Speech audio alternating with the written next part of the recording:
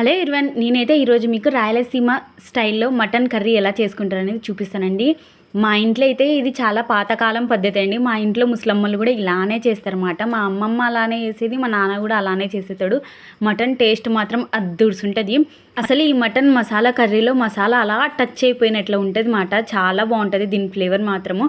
ఎవ్వరు ఈ వీడియోని ఎక్కడ స్కిప్ చేయకుండా ఎండ్ వరకు అయితే చూడడానికి ట్రై చేయండి. దీంట్లో ఉన్న మసాలానే మెయిన్ అన్నమాట.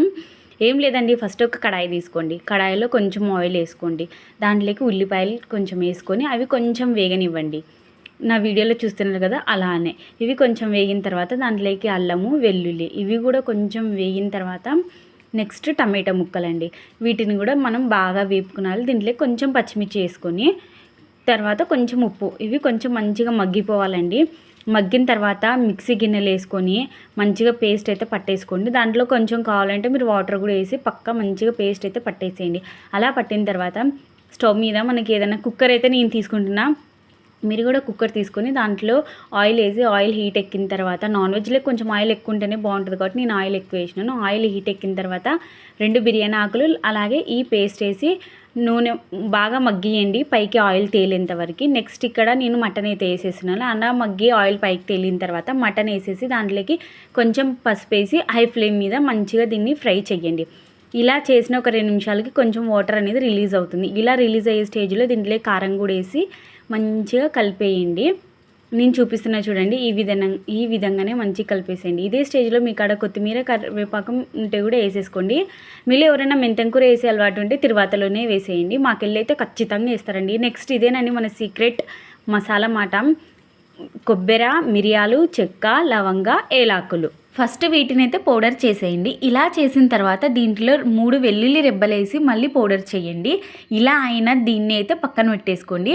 ఇప్పుడైతే మనం కుక్కర్ని అయితే ఓపెన్ చేసి చూస్తున్నామండి. అంటే మూత తీసి చూస్తే చూడండి ఎంత బాగా ఆయిల్ అనేది పైకి తేలిందో. మన ముక్కలకి ఉప్పు కారం అనేటివి చాలా బాగా పట్టింటాయి. ఇప్పుడు ఈ పౌడర్ని దీంట్లో వేసేయండి ఉడికేటప్పుడే. ఇలా వేసిన తర్వాత దీన్ని బాగా కలిపేసి ఒక 2 నుంచి 3 నిమిషాలు దీన్ని కూడా ఉడకనివ్వండి. ఉడకనివ్వడం వల్ల ఈ కొబ్బరి మసాలా పచ్చివాసన అనేది పోతుంది అన్నమాట. అలా అయిన తర్వాత మనకి ఎన్ని నీళ్ళు కావాలో అన్ని నీళ్ళు అయితే పోసేసుకోండి. మా బావకైతే ఎక్కువ గ్రేవీ ఉన్నా ఇష్టం ఉండదు, ఎక్కువ చారు ఉన్నా అస్సలు ఇష్టం ఉండదండి. అందుకే నేను మీడియంలో అయితే చేస్తున్నాను. దీంట్లో కొంచెం కొత్తిమీర వేసి మనమైతే ఈ మటన్ని విజిల్ పెట్టించుకుంటే సరిపోతుంది. మీరు కానీ నేనైతే విజిల్లు ఒక 4 అయితే పెట్టిస్తున్నానండి. మళ్ళీ ముక్కలు మెత్తగైనా బాగుండదు అన్నమాట. అలా అని గట్టిగా ఉన్నా బాగుండదు, మీడియంలో ఉంటేనే బాగుంటుంది. మీరు డైషలో వేసే పని అయితే ఇదే ప్రాసెస్ మాట. అన్నీ వేసి ఉడికించుకోండి, దగ్గరికి సరిపోతుంది. చూడండి నా మటన్ ఎంత బాగుందో, స్మెల్ మాత్రం అదురుస్తుంది. అన్నట్టు చెప్పడం మర్చిపోయినా, నేను మటన్లో ఉప్పు కలిపేటప్పుడు మీరు చూసినారు కదా, మళ్ళీ డౌట్ పడతారేమో ఉప్పు వేయలేదు దీంట్లో అని. కానీ మటన్ మాత్రం చాలా బాగుంటుందండి. మసాలా ఎక్కువ ఉండదు, మసాలా తక్కువ ఉండదు. చూడండి నా మటన్ ఎంత బాగుందంటే చేసింటే అసలు మిగలలేదు మాట. నా మటన్ మొత్తం అయిపోయింది. ఇక్కడైతే మేము భోజనానికి అయితే కూర్చున్నాం.